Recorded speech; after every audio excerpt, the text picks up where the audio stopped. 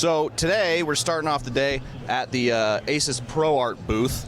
And we've got Jerry here who's going to kind of run us through the various computers and displays that they have, because me trying to memorize all the stuff would be silly. So, Jerry, why don't you start us off with the Zenbook Pro 14? Yeah, sure, Kenny. So this one right here is our flagship Zenbook Pro 14 Duo. But obviously in the name OLED, you'll see that it's an OLED main screen, right? What's special about it is there's a secondary display, what we call ScreenPad Plus. So this right here are a few components that we custom made for Adobe apps. This is what we call control panel. There are several components. There's a dial right here where, for example, in Photoshop, you can adjust the brush size. That over there, I wanted to test it to see if you could do two at once, and you can. Yeah, and you can. It's a multi-touch screen. That over there is brush opacity, so several things you can do.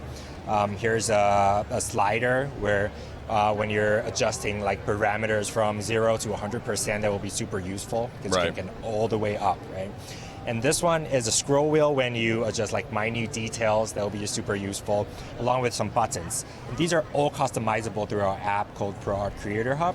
So as you can see right here. Okay, cool. Yeah, in 5 Adobe apps right now. There's Photoshop, Lightroom Classic, there's After Effects, Premiere Pro, and Illustrator. Excellent. And all these apps, you can change like the profile of these. Oh, you can move the grid around too. Yeah, you can definitely very do that. cool. Yeah, so if you click and drag it around, that's something you can definitely do. You can even add new components and save them.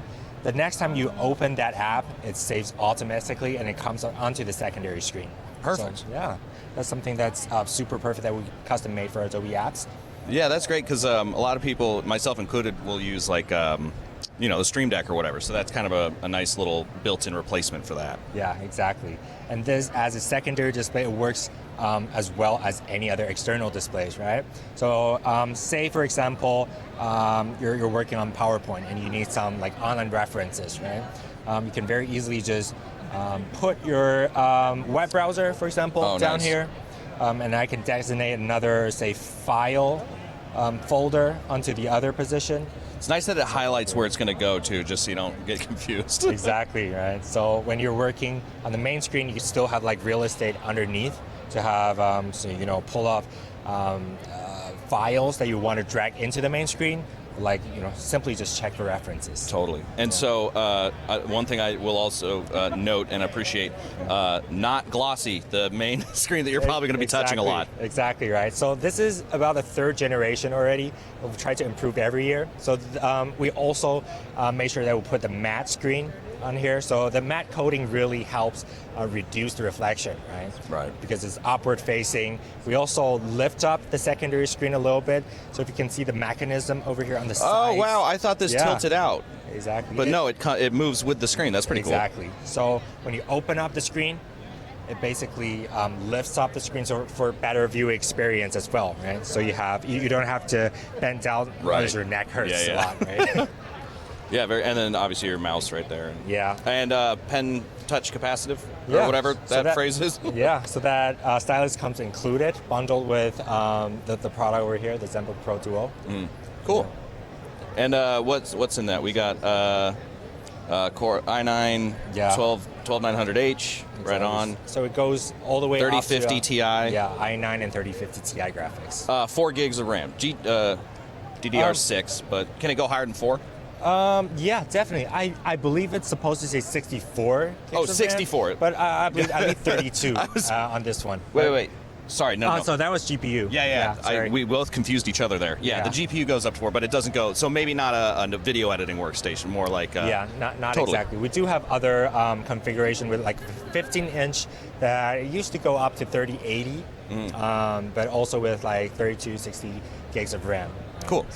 So over here we have a workstation that potentially a little more beefy for instance, video. Exactly. So this one is a ProArt Station PD5. So the graphics goes up to 3070, so that's RTX 3070, right? 12th gen Intel Core i9, 11th gen at the moment, but we will upgrade it at some point. The 12 gig RTX as well. Oh, because this can do the A2000. Yeah. Which is that's the old Quadro, right? Yeah. Now it's called like A series, RTX A3000, or Which for people who don't know, the the Quadro series, you know, it's comparable. The A2000 is kind of comparable to like a 3070 or a 3080 or something like that, but with usually higher RAM and ECC memory. Is that correct? Something like that. So exactly. So that's pretty rad. Yeah. So 128 gigs RAM. Love that. right. Something that's notable on this machine is here we included a lock so that you don't accidentally push down the power button. Right? Sure. If you have a cat and they step on your computer a lot, that's something that's very helpful. Sure. So you don't mess up all your renders, right? Yeah. After 10 hours of rendering. Yeah. Yeah. This over here is a light bar, what we call Lumi cool. Wiz, I believe. What it does is it notifies you after the render is completed. Nice. Yeah. So right now it's not obviously not rendering anything. So this is how it looks like when it's rendering. It goes up, so you know that it's working hard. After that, after the whole system has cooled down a little bit, your render is completed, you'll see the difference, and it'll notify you also throughout with Teams. So it push like a notification to your phone to notify that the render is completed. That's pretty cool. Yeah. Nice little quality of life enhancement. And then you said you had stuff around the other corner. Massive cables, but we'll figure this out. Right. Okay, so this right here is another Zenbook Pro product. This is what we call Zenbook Pro 16X OLED. So obviously, again, OLED main screen. Over here, the keyboard, again, lifts up a little bit for better ergonomics and better cooling. So you have like cool air that's coming through beneath the keyboard, and it's powering up like up to an i9 12th gen and 3060 graphics. Right. So what's special about this? Two of them. First is the number pad. Oh, cool. Yeah, we've been implemented this for years now, but you know, it's something that's really cool. I'm a big number pad guy. I have the muscle memory of inputting numbers on the right side. Yeah, so that's exactly. pretty nice. Yeah, so we don't really want to cramp the keyboard too much by having a whole few keys of few rows of number keys, right? So we did it in a virtual way that it lights up only when you need it, and even when it's lit up, you can still control the cursor. Like, oh wow! It's very responsive and knows like when you're like inputting like numbers and when you're not. Sure. So yeah, it still registers like press and everything. This one, I believe, also comes with like a haptic keyboard, haptic touchpad. So it's not really syncing, but you can totally feel it. Feels like a cell phone. Exactly. When you type. Yeah. Exactly. So yeah, another thing that's notable on this is the ASUS style over here. So this is another version of ASUS style. We'll see another version later, obviously. But depending on which app you're using, right? There are different functionalities, just like what we see with the Zenbook Duo products. So again, with the ProArt Creator Hub app, in control settings, you can add different functions on different apps. Sure. So Photoshop, Lightroom, After Effects, those are standard, but also it's actually customizable to any app as long as it has a say key combination. Say if Control Alt plus K means something in a certain app, you can definitely use that and program that into say counter, clockwise rotate. So yeah, that works. Same thing like I don't know what program, right? Auto hotkey, I think. So it's a more polished, built-in version of that. Yeah, definitely. Yeah, let's see what's happening in is Premiere set to anything. All right, time axis adjustment. All right, so you can add new functions. I mean, yeah, we can definitely showcase in Premiere Pro. We don't have any projects loaded. That's all right. Yeah, we'll take a look at the other one. Sure. We'll see later. Oh, and I wanted to point out, with this ProArt monitor, you're saying that was a 1000 nit. It is. Here, we'll swing back around Okay, real let's quick. swing back a little bit. Yeah. While they're doing that.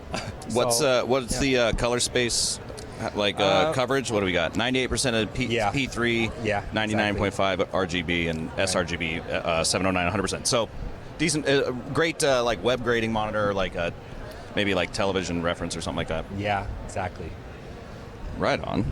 So yeah, we know how DCI-P3 is popular in the cinema industry, right? Right. So that's something you can use for photography even. Totally. Cinematographers love them. We know colorists, they're actually using this device. Yeah, because that's the biggest thing. Do you ever go on like colorist forums or anything? It's always like, hey, I've got 80 bucks. What monitor can I get for color grading? It's like just at that point, just work with what you've got. Yeah, right. Your YouTube channel will not. I got distracted with the ROG. That's a gaming. That's a gaming. That's a gaming keyboard. peripheral. But, yeah.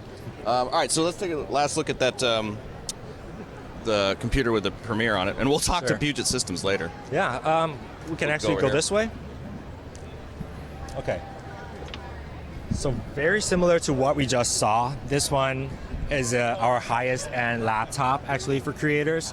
This goes all the way up to 3080 Ti. Wow. Graphics. Yeah, and of course 12th Gen i9. 16 gigs of GPU RAM. Love it. Exactly. So again, the screen is OLED. You get all the great finishes on the A part. It says ProArt. That's our creator line. So people know you're cool. Exactly. Yeah. Okay, so what's special about this is the ASUS dial again, right? So very similar to what we just saw on the Zenbook Pro, this ASUS dial is designed a little bit differently, but with more haptic feedback. I see. So you know where you're going. In Premiere Pro, for example, you can select time axis adjustments, and it allows you to scrub the timeline very smoothly. I customized a Steam controller. Remember Steam controllers? Yeah. And that was the one thing I really loved about it is with that scroller, it makes it easier to kind of in and out point pull selects. Exactly. I actually love that functionality versus like hammering down on your mouse wheel. Exactly. Yeah. So this one right here, it gives you all the functionality and also customizable. So you can do, say, timeline zoom. Sure. If I zoom in and out on the timeline, or on this one even, yeah, it zooms in and out, and then you very intuitively change it to timeline axis adjustments, and you scroll through everything. That's a great compliment to the mouse wheel functionality. Exactly. We also got 3 buttons right here. That's the left, right, and the middle button. So if you're working on 3D, that's something you might want to use, right? Sure. If you don't have a mouse with you that you can, navigate through the space in 3D, this is something. The middle button is something that's a great add-on. Awesome. And this is a, if I'm not mistaken, 16 by 10 monitor. Yeah, for this one it is. So it goes up to 4K 60 hertz or 3.2K 120 hertz. So if you're into a little bit of gaming, sure, or if you're in gaming, game development, or animation that you're doing like high refresh rate stuff, totally, that is something you can get on this monitor over here. But still nice. Sweet OLED. Yeah, and then also if you're going to build your own computer, you've got a nice MOBO there. Right. Oh, that's the latest motherboard that we got. So it supports like Ryzen 7000. It's Excellent. got PCIe 5.0, DDR5 RAM, 10 gigs, 10 gigabit Ethernet LAN port. Right. So you got everything over there. Wi-Fi. Is that Wi-Fi 6E as well? Excellent. Do we have FireWire? No. No. Wait, what is that? 40? Yeah, 40. That's 40 just, gig USB 40 gigs USB 3? Yeah. Okay, cool. So cool. that's USB 4 actually. Didn't even know USB 4 was out. So Yeah. so it's a 4. Yeah. It's not a 40. Sorry. It's USB-C, but it's it's USB 4, right? Okay, It's cool. Thunderbolt 4. It's USB 4. It's integrated. They now integrated naming, right? They keep changing it. They keep changing all the USB names and Yeah. HDMI. They keep changing If anyone's listening on those, stop doing that. Make it standardized. So it's basically the new USB standard, but it's Type-C in form factor, but Thunderbolt 4 performance. Got it. USB 4 means that you can basically do anything, data transfer, connect to external monitor, and everything like that. Right. So. And I literally just got a phone call today about transferring 32 terabytes of RE35 footage from a dock, and I'm still on USB 3, so I was like, it's gonna take a bit. Yeah, exactly right. So that's for you, I guess. Yeah, seriously. I can take that home, right? Yeah. Thank you. Later. Yeah. Awesome. Well, thanks a lot for showing me all the stuff, man. It looks really cool, and Thank you. I look forward to. I don't know what I look forward to. Owning one. Yeah. Thanks again, man. Thanks a lot.